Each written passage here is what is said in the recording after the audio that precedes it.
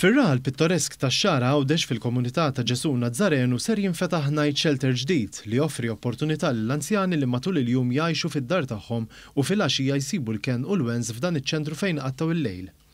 Apparti minn night shelter, il-post se jservi wkoll bħala ċentru pastorali fejn fih ser jilqa' paruċċani għal ħtiġijiet spiritwali, pastorali u soċjali.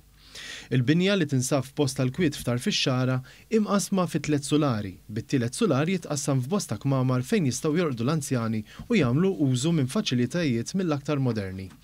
Dun Anton li huwa l-moħħ wara dan il-proġett spjega ma' News kif minn xewqa żgħira li nibtet f'qalbu ħareġ proġett li ser iservi ta' ġid għall-komunità. Jien kelli xewqa li kienet nislet fil-qalb tiegħi u fil-moħħ tiegħi li flimkien ma' swali għal-pastorali tal-familja, tal-komunità, ta' tan grupp li jiltaqgħu hawnhekk fil-komunità ta' Ġesu Nazzarenu fih dan il-parroċċja ta' Marja Bambina fix-Xara, ikun hawn ukoll spazju għall-anzjani, għal-wensta bil-lejl, dak li aħna qed insejħulu in-night shelter għall-anzjani.